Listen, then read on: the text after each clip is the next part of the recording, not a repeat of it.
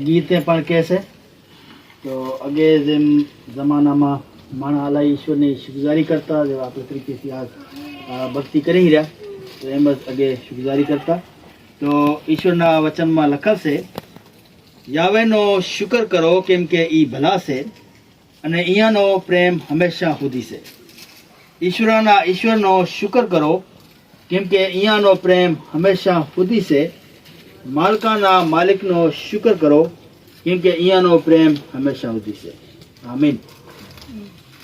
અમે ઈશ્વરની શુક્રગુજારી કરી છી કે અહીંયા અમને આજનો દી દીધો છે અને આ નવો સાલ અમારી જિંદગીમાં દીધો છે અને દી હાલે હર્યા તો અલા એ શુક્રગુજારી કરી છી એની અને ઈશ્વરે કીધું છે કે તમે હર વખત મારી શુક્રગુજારી કરો કેમ કે ઈશ્વર દિયા છે એ માલકાના માલિક છે અને એ જ આપણા જીવતા દાતા ઈશ્વર છે।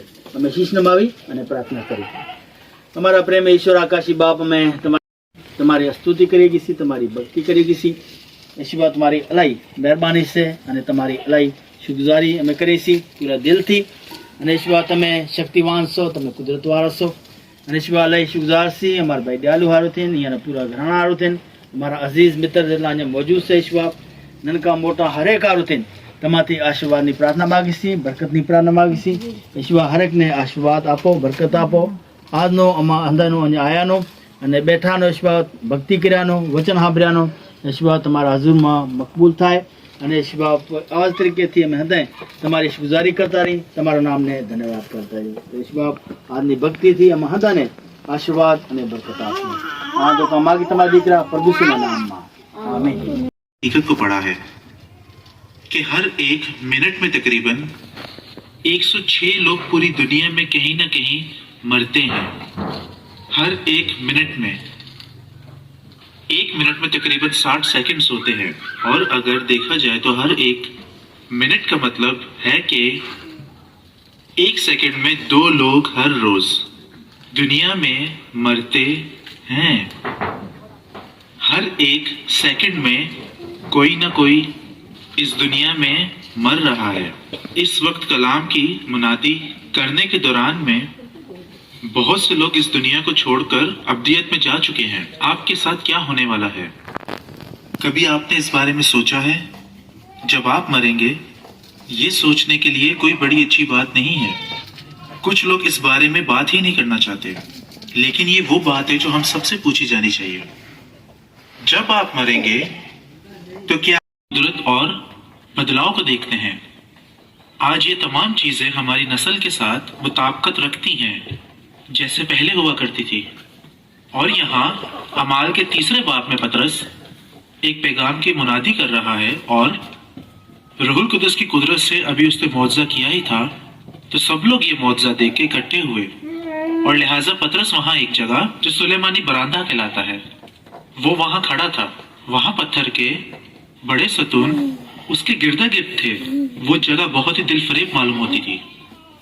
उस जगह पर मजहबी रहनुमा जमा हुआ करते थे।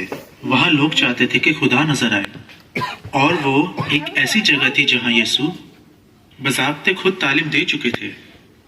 पतरस ने मुनादी करना शुरू की और उसने उन्हें यीशु के मुतालिक बताना शुरू कर दिया कि यीशु सलीब पर कैसे मुआ और फिर वो कैसे तीसरे दिन मुर्दों में से जी उठा और किस तरह उसने अपनी जिंदगी होना चाहते हैं कि आप खुदा के साथ अब्दियत में वक्त गुजारने वाले होंगे। खैर मेरे पास आपके लिए खुशखबरी है और वो खुशखबरी ये है कि यीशु मसीह ने एक राह बनाया है कि आपके गुनाह बख्शे जा सके और ये कि जब आप मरेंगे तो उसके साथ आसमान पर अब्दियत में वक्त गुजार सकते हैं। और मैं आज इस अनवान पर मुनादी करने को हूँ। मैं अमाल की किताब उसके 3 बाब से पढ़ने जा रहा हूँ। 3 बाब और उसकी 19वीं आयत को पढ़ने जा रहा हूँ। मुझे अमाल की किताब बहुत पसंद है। ये एक ऐसी किताब है जो हमें बताती है कि आसमान तक कैसे रसाई पा सकते हैं। ये हमें यीशु मसीह की इंजील के मुतालिक बताती और समझाती है कि वो क्या है। ये एक ऐसी किताब है जिसमें हैरत अंगेज मौजज़ात कलम बंद हुए हैं जो कि रूहुल कुदस के वसीला से किए गए हैं। ये किताब हमें गैर अक़वाम के बेशतर लोगों की जानिब रजूल लाने और बपतिस्मा लेने और जिंदगियों की तब्दीली के मुतालिक बताती है। इस किताब में हम नबियों के सहीफों में और हर एक आयत जो हम पढ़ने को हैं वो उन्हें बताता है कि उन सबको क्या करना होगा और इसी तरह वो आपको और मुझे भी क्या करने की बुलाहट हुई है। अमाल 3 बाब 19वीं आयत, बस तौबा करो और रजू लाओ ताकि तुम्हारे गुनाह मिटाए जाएं और इस तरह खुदावन के हुजूर से ताजगी के दिन आए। लिखा है इस तरह से खुदावन के हुजूर से ताजगी के दिन आना शुरू होंगे। वो कलाम का आगाज ये कहते हुए शुरू करता है कि बस तुम तौबा करो। पतरस हैकल में मजहबी लोगों के सामने मुनादी कर रहा था जो हैकल में जाया करते थे। वो लोग जो सोचा करते थे कि वो ठीक है, वो लोग जो यकीन रखते थे कि उनकी जिंदगी सही तरीके से गुजर रही है और अगर वो मर भी जाएं तो वो ठीक हैं करने और उन्हें रुजू लाने की बहुत जरूरत है। लफ्ज तौबा वो पुकार है जो खुदा के दिल से ना सिर्फ उनके लिए बल्कि मेरी और आपकी नस्ल के लिए भी निकलती है।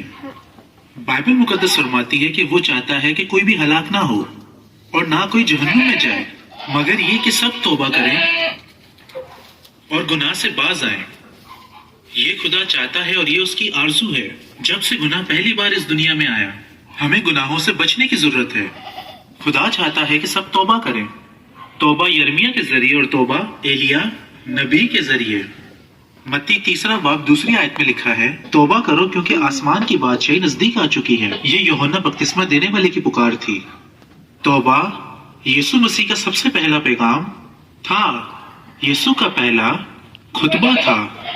ये तौबा वो की पुकार थी जब वो दुनिया में खुशखबरी को लेकर गए, और तौबा ही वो पुकार है जो यीशु की राह तैयार करेगा, जो यीशु मसीह की दूसरी आमद होगी। और गौर से सुनिएगा, आज तौबा सिर्फ इसलिए मुमकिन हुई है क्योंकि यीशु मुआ और फिर वो दोबारा से मुर्दों में से जी उठा।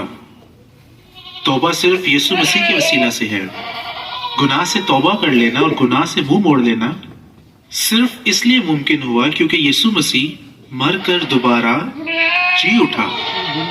उसने लूका की अंजील में फरमाया, लूका 24वां बाब 46वीं आयत में यीशु मसीह ने उनसे फरमाया, लिखा है मसीह दुख उठाएगा और तीसरे दिन मुर्दों में से जी उठेगा, और तौबा और गुनाहों की माफी की मुनादी उसके नाम से की जाएगी और कोई नाम नहीं। और मुर्दों में से जी उठा, जिससे हमें गुनाह से बाज आने और गुनाह से तौबा करने का रास्ता मिला।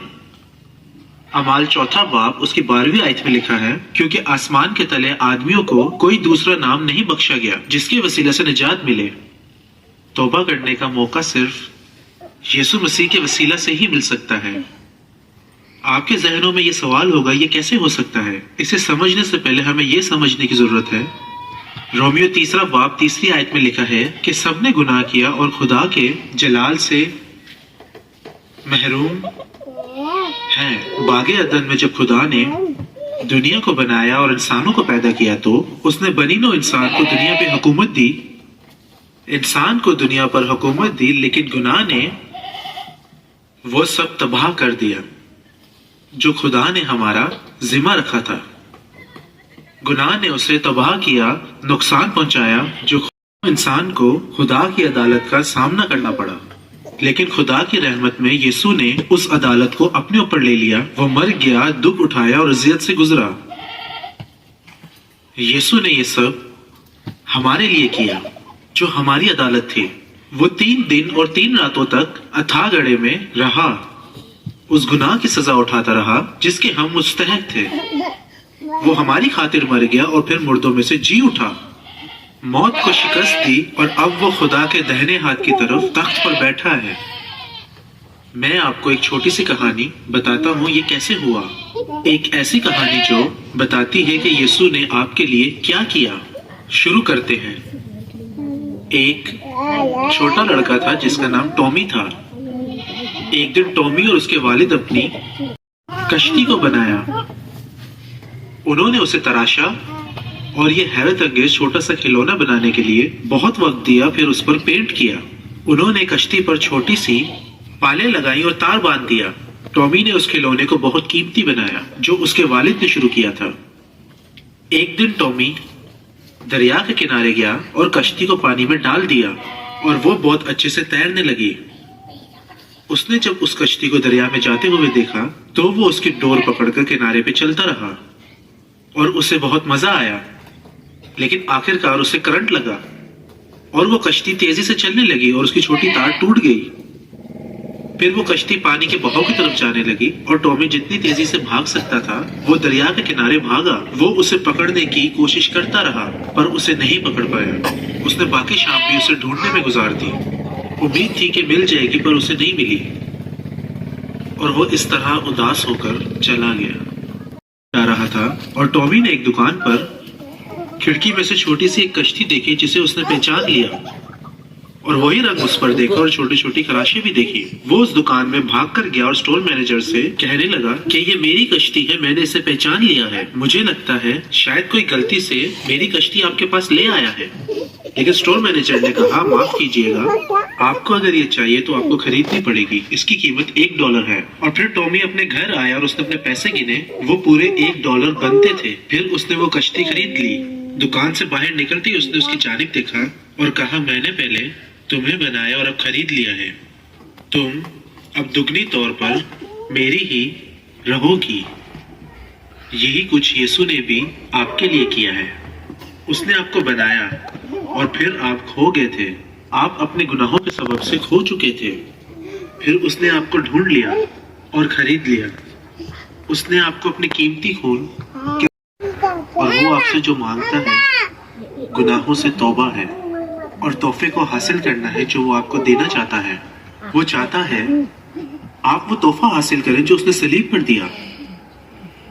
उस पर भरोसा रखो और उसे अपने गुनाह माफ करने दो।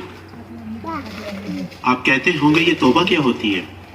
तौबा का सादा सा मतलब है एक नई सिमत में जाने के लिए मुड़ना, वो सिमत जो हमें दुनियादारी से हटाती है। आप गुनाह के रास्ते पे चल रहे हैं। आप शायद किसी और मजहब में चल रहे हैं जो कि झूठा मजहब है। झूठे खुदा की खिदमत कर रहे हैं।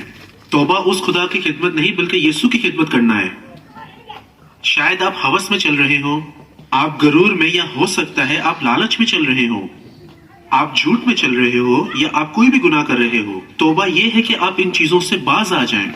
यीशु मसीह को अपना खुदावन मानकर पैरवी करें। तौबा खुदा को बताती है कि आप अपने गुनाहों के लिए पशेमान हैं।